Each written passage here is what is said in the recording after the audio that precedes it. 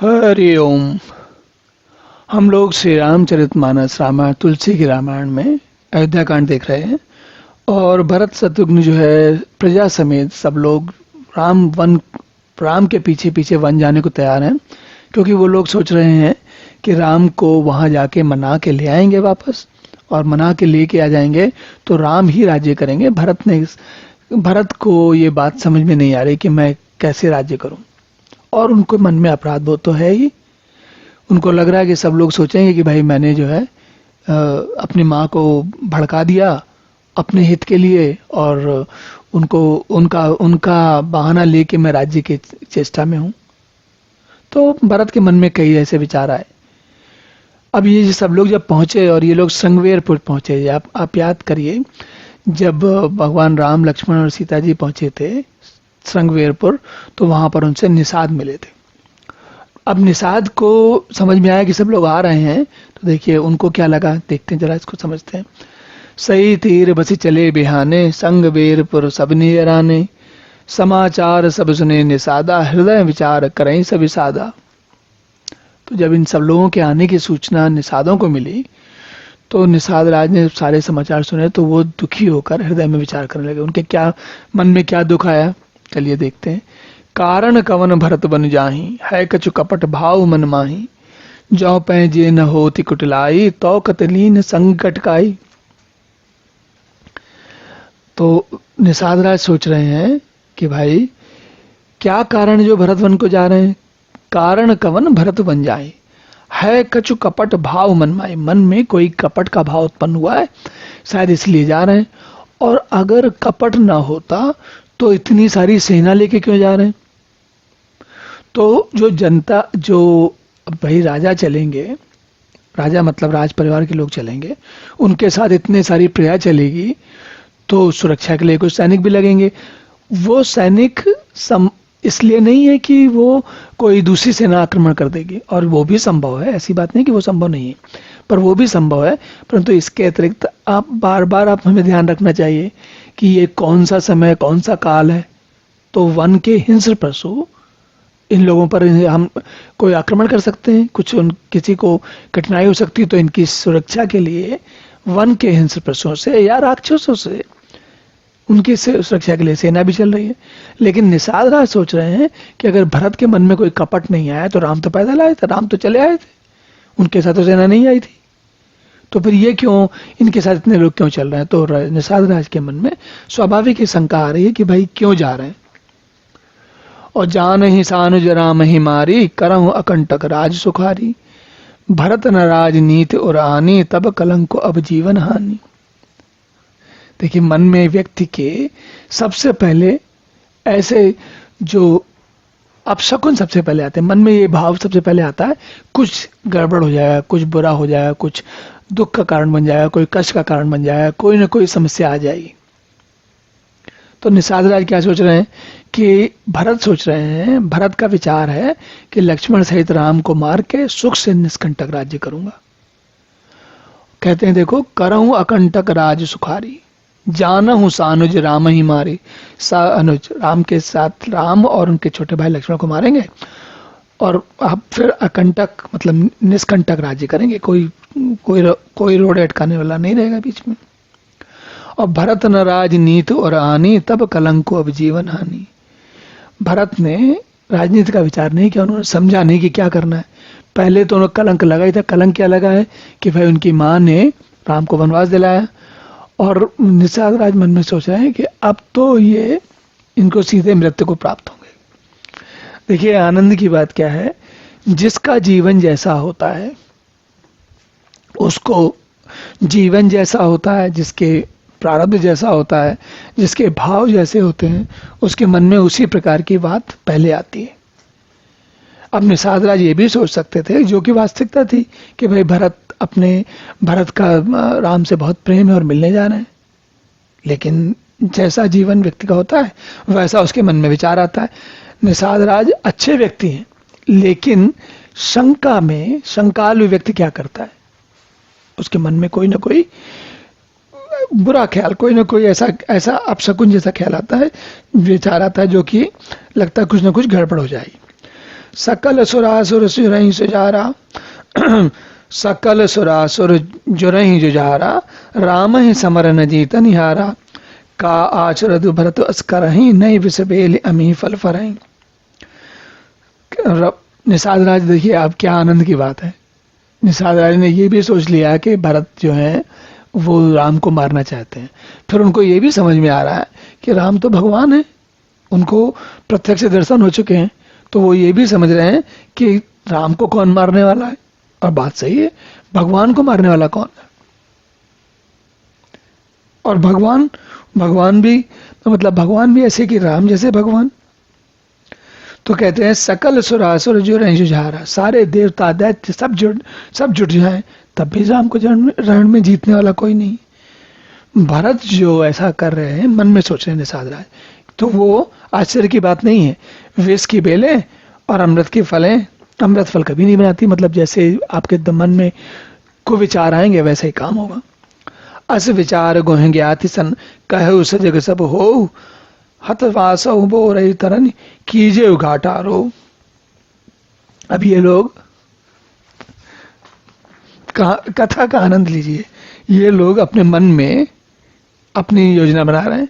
क्या सोच रहे हैं कि जब सब लोग नाव में बैठेंगे तो नाव ही डुबो देंगे हम। कितनी मतलब आनंद की बात यह होती है कि मनुष्य जानता है कि भगवान क्या है, कम से कम भगवान की सामर्थ्य को जानता है। सामान्य से सामान्य व्यक्ति से लेके बहुत बड़ा अहंकारी व्यक्ति भी माने, चाहे सामने दिखाने के लिए ना माने, लेकिन मन में भले ना माने, कहे ना और बार बार दुराग्रह करे, लेकिन ये हम सब जानते हैं कि भगवान की शक्ति कैसी है, भगवान क्या है, उनकी शक्ति कैसी। लेकिन उसके बाद भी हम बीच बीच में सूर्य को दिया दिखाते रहते हैं। तो एक तरफ निषाद राज सोच रहे हैं कि क्या है कि राम तो ऐसे जिनको कोई मार नहीं सकता, राम तो सारी दुनिया को चला रहे हैं, उनको कौन मारेगा। और दूसरी तरफ सोच रहे हैं कि राम का काम करने के लिए जो काम राम नहीं कर पाएंगे वो हम कर देते हैं। क्या कर देते हैं, इनकी सब लोगों की नाव डुबो देते हैं। मनुष्य की जो बुद्धि है उसका आनंद ही कुछ और है। कैसे कैसे विचार मन में आते हैं। हो सजो ये रोको घाटा ठाठो सकल मराय के ठाठा, सन्मुख लो भरत सन लेऊ जियत न सुरसर उतरन देऊ। तो अब ये सब लोगों ने अपनी योजना बना ली पूरी और कह रहे हैं सुसज्जित होकर सब घाटों को रोक लो, सब लोग मरने की मृत्यु आत्मदाह की तैयारी कर लो। आत्मदाह मतलब जलना नहीं है, आत्महत्या की तैयारी कर लो, क्योंकि भरत से युद्ध में लड़ने के लिए तैयार हो जाओ। क्योंकि जब इनकी नाव डुबोगे तो ये लोग मान तो जाएंगे नहीं, ये हमला करेंगे, फिर क्या होगा। तो अब इन्होंने योजना बना ली, कह रहे हैं मैं भरत से सामने मैदान में लोहा लूंगा और जीते जी उन्हें गंगा पार न जाने दूंगा। कितने आनंद की बात है। भरत जो कि राम के भाई हैं, उनकी शक्ति का आकलन निषाद राज कैसे कर रहे हैं, देखिए कितने आनंद की बात है। समर मरन पुन सुर सरि तीरा, राम काछ चन भंग शरीरा, भरत भाई नृपमय जन नीचू, बड़े भाग अस पाइये मीचू। अब ये मन में इतना भाव आ गया, इतना विचार आ गया, सब कुछ कर लिया, तो अब विचार कैसा आगे बढ़ा उसका आनंद लीजिए। कह रहे हैं ये निषाद राज सोच रहे हैं युद्ध में मरना, फिर गंगा जी का तट, और फिर श्री रामचंद्र जी का काम, और क्षण भंगुर शरीर, ये शरीर तो जाना ही है। तो भरत श्री राम जी के भाई और राजा, और उनके हाथ से मरना, तो कितना सब गड़मड़ है। उनकी बुद्धि जो है, विचार है, सब कैसे गड़मड़ हो गए निषाद राज के। तो ये सब सोच के कह रहे हैं कि हम तो बहुत अच्छे काम के लिए मृत्यु का वरण करने जा रहे हैं। अब ये अपने आप को सोच रहे हैं कि हम वीर गति को प्राप्त होने वाले हैं। स्वामी काज करे हरऊं रणचारी, जस धवले भवन दसचारी, तजहूं प्राण रघुनाथ ने हो रे, दूहूं हाथ मुद मोदक मोरे। फिर आप मन में ये देखिए कैसे कल्पना की तरंग कैसी बढ़ती जाती है। कहते हैं मैं स्वामी के काम के लिए, स्वामी काज करी हूं रणचारी, स्वामी के काज के लिए रण करूंगा, और जिस प्रकार 14 लोकों में अपना यश मेरा फैल जाएगा, सब लोग जान जाएंगे कि राम के काम के लिए निषाद राज ने अपना जीवन त्याग दिया। श्री रघुनाथ जी के निमित्त प्राण त्याग कर दूंगा। तो कह रहे हैं दोनों हाथों में लड्डू हैं मेरे। तो कैसे? अगर जीत गया तो राम सेवक का यश प्राप्त करूंगा, और हार गया तो श्री राम जी की नित्य सेवा प्राप्त करूंगा। क्या बात है! मतलब मृत्यु के बाद भी मेरा काम चलता रहेगा। साधु समाज न जाकर लेखा, राम भगत महु जासुन रेखा। जाय जियत जग सो मही भारू, जननी जाओ बन बेटा पे कुठारू। तो अब मन में अपने से साधा सोच रहे हैं, साधुओं के समाज में जिसकी गिनती नहीं। मैं मतलब अपने मन में अपने आप को बता रहे हैं कि जो मैं साधु व्यक्ति हूं, और ऐसा व्यक्ति जिसकी साधुओं के समाज में व्यक्ति नहीं, गिनती नहीं, जिसका श्री राम के भक्तों में स्थान नहीं, जो श्री राम का भक्त नहीं, जो साधु नहीं, ऐसे व्यक्ति का तो पृथ्वी पर जीना बेकार है। तो वो तो माता के यौवन रूपी वृक्ष के काटने के लिए कुलाड़ा मात्र है। मतलब बस माँ ने पैदा किया तो अब वो कुछ ना कुछ इधर उधर के फालतू के काम करेगा। विगत विषाद निषाद पति सबई बढ़ाई उछाओ, सुमिर राम मांगे तुरत तरकस धनुष सुनाओ। इस प्रकार निषाद राज ने सारी मन में योजना बना ली, पूरा भाव उनका प्रबल हो गया और वो सारे विषादों से रहित हो गए। बोले अब तो हम लोग जो है लड़ जाएंगे और लड़ के मर जाएंगे। और सबका उत्साह बढ़ा के उसने तुरंत धरकस धनुष और कवच इत्यादि सब मांगा। सेना के युद्ध के लिए बिल्कुल पूरे तैयार है। बेगौ भाइयो सजौ संजौ, सुनिर जाय कदराव न रो को। भले ही नाथ सब कहें सहरसा, एक ही एक बड़ा वही करसा। और सब कह रहे हैं हे भाइयों जल्दी करो, सब सामान सजाओ, मेरी आज्ञा सुनकर कोई मन में कायरता ना लाए, सब लोग तैयार हो जाओ। सब हर्ष के साथ बोल उठे, हाँ हे नाथ बहुत अच्छा। और आपस में एक दूसरे का जोश बढ़ाने लगे। आपने देखा होगा जब ऐसे कभी कई लोग भीड़ में इकट्ठे रहते हैं तो एक दूसरे का जोश बढ़ा के बोलते हैं हाँ हम कर लेंगे ये काम। चले निषाद जोहारी जोहारी, सूर सकल रन सुरचई। सुमिर राम पद पंकज पनहि, भांति भांति चढ़ाइयन धनहि। अब देखिए कितने आनंद की बात है। निषाद राज जो लोग नाव चलाते हैं वो कितने बड़े सैनिक होंगे, लेकिन मन में उत्साह है कि भगवान का काम करना है। और वो भी भरत के साथ जो सेना आ रही होगी तो उनका क्षण भर में उनके लिए कठिनाई का कारण बन जाएगी। स्वाभाविक बात है, भाई निषाद लोग हैं, कोई सैनिक थोड़ी हैं। लेकिन मन में उनके भाव आ गया। सभी लोग जो है सुमिर राम पद पंकज पनहि, उनके मन में भगवान का राम का ध्यान कर करके वो बहुत उत्साहित हो रहे हैं। अंगरी पहरी कूड़ सिर धरहि, फरसा बास सेल सम करहि। एक कुशल अति ओढ़न खाड़े, कूदहि गगन मनहु चित छाड़े। कवच पहनकर सिर पर लोहे का टोप रखते हैं, फरसे भाले बर्छों को सीधा कर रहे हैं। कोई तलवार के वार रोकने में अत्यंत कुशल है। वे ऐसे उमंग में भरे मानो धरती छोड़कर आकाश में कूद रहे हैं। बहुत ही ज्यादा प्रसन्न है। निज निज साज समाज मनाई, गुई रावत ही जोहारे जाई। देख सुबट सब लायक जाने, लय लय नाम सकल सन्माने। अपना अपना साज सामान बनाकर उन्होंने निषाद राज गुह को जोहार की। निषाद राज ने सुंदर योद्धाओं को देखा और उनको सबको सहयोग जाना और नाम ले लेकर सबका सम्मान किया। पूरी सेना तैयार हो गई लोगों की। भैया उलाव दोख जनी, आज काज बड़ मोय। सुनि सरयोस बोले सुभट, भीर अधीर न होय। तो कह रहे हैं अब थोड़ा सा बीच में उनके मन में सावधानी भी आ गई। कह रहे हैं कि ऐसा ना हो कि ये लोग योद्धा तो है नहीं कि इंटर बाद में घबरा जाएं, ना लड़ने को तैयार हों। तो कह रहे हैं धोखा न लाना, डरना नहीं, आज बहुत बड़ा काम है हम लोगों का। यह सुनकर सारे योद्धा बड़े जोश के साथ बोले नहीं नहीं आप चिंता मत करो, हम हैं आपके साथ है। राम प्रताप नाथ बल तोरे, करऊं कटक बिन भट बिन गोरे। जीवत पाऊ न पाछे धरहि, रुंड मुंड में दिन करहि। हे नाथ श्री राम जी के प्रताप से और आपके बल से हम लोग भरत की सेना को बिना वीर और बिना घोड़े की कर देंगे, सबको मार देंगे और जीते जी पीछे पाँव न रखेंगे। पृथ्वी को रुंड मुंडी सबके सिर धड़ों से उड़ा देंगे।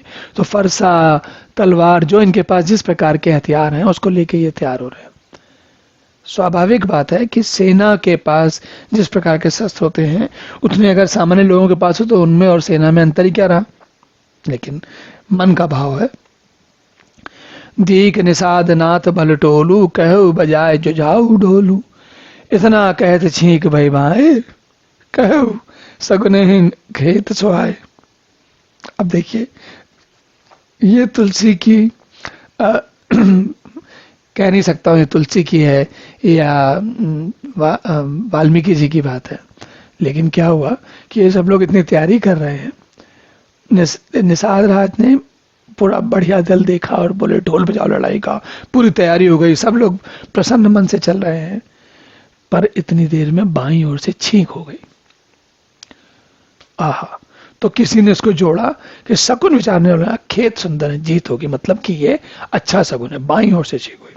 अब देखिए दूसरे किसी कोई और कहता आगे, बूढ़े एक कहु शकुन विचारी, भरत मिले न हुई रारी, राम ही भरत मनावन जाही, शकुन कहे असभ विग्रह नहीं। किसी बूढ़े व्यक्ति ने उन्हीं के दल में किसी बूढ़े ने शकुन विचार कर कहा भरत से मिल लीजिए, उनसे लड़ाई नहीं होगी, ये शकुन अलग है, विभिन्न शकुन है, आप कुछ और सोच रहे हैं, बात कुछ और है। भरत श्री रामचंद्र जी को मनाने जा रहे हैं, शकुन ऐसा कह रहा है कि विरोध नहीं है। देखिए एक नई जानकारी प्राप्त हुई, जब बाईं ओर छींक हो तो फिर वो अब शकुन नहीं होती। सुन गोहे कहे नीक कहे बूढ़ा, सहसा करी पछताए विमूढ़ा, भरत स्वभाव शील बुन पूंजे, बड़े हित जहां हानि जाने बिन जूझे। तो बूढ़ा निषाद राज कह रहा है, निषाद राज ने कहा सुन गए गोहे कहे नीक कहे बूढ़ा।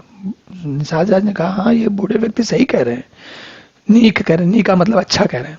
सहसा करी पछताए, अगर कोई काम सहसा कर दो तो बाद में विमूढ़ बुद्धिहीन लोग पछताते हैं। भरत स्वभाव शील मुझे, भरत का स्वभाव तो स्वभाव से शील स्वभाव के हैं, सुशील स्वभाव के हैं, सज्जन हैं, उनके साथ तो बिना समझे युद्ध करने में बहुत बड़ी हानि है। अब इनको समझ में आया बात। गाय गाठ बट समिट सब ले मरम मिल जाए, बूझ मित्र अरि मध्य गति, तस तब करी हूँ आए। तो उन्होंने कहा तुम लोग इकट्ठे होकर सब घाटों को रोक लो, मैं जाकर भरत जी से मिलकर उनका पहले भेद लेता हूँ, उनका भाव मित्र का है या शत्रु का या उदासीन का, यह जानकर तब वैसा उसी के साथ प्रबंध करूंगा। तो ये थोड़े से आशंकित भी हो गए और सजग भी हो गए। लखब सनेव सुभाए सुहाए, बरु प्रीत नहीं दुरही दुराए, अस कहीं भेंट सजो वन लागे, कंद मूल फल खगमृग मागे। तो उनके सुंदर स्वभाव से मैं उनके स्नेह को पहचान लूंगा। वैर और प्रेम छिपाने से नहीं छिपते, बरु प्रीत नहीं दुरई दुराए, दुराई छुपाने से, वर मतलब झगड़ा या प्रीति छुपाने से नहीं छुपते, पता चल जाता है। तो उसने क्या किया, कंद मूल फल पक्षी और हिरण इत्यादि मंगवाए, सब ले जाने देने के लिए, उनको होता ना स्वागत के लिए सामग्री लेके जाते हैं। मीन पीन पाठीन पुराने, भरी भरी भार कहारन आने, मिलन साज सज मिलन सिधाए, मंगल मूल सगन शुभ पाए। कहार लोग पुरानी और मोटी पहिना नामक मछलियों के भार भर भर कर लाए। ये 7 लोग हैं, मछलियां पकड़ते हैं, तो मछलियों के बड़े बड़े थान भर के लाए। भेंट का सामान सजाकर मिलने के लिए चले तो मंगलदायक शुभ शकुन मिलने लगे। देखिए कहां से बात आरंभ हुई थी और कहां पहुंच गई, चलती कैसे है और मन में कैसे कैसे व्यक्ति के विचार आते हैं, कैसे कैसे वो काम करता है, थोड़ी देर बाद बदल के कुछ और हो जाता है, और यही जीवन है। तो चलिए अब यहीं पर विश्राम करते हैं, अगले सत्र में पुनः मिलेंगे, तब आगे की कथा देखते हैं। तब तक के लिए हरि ओम।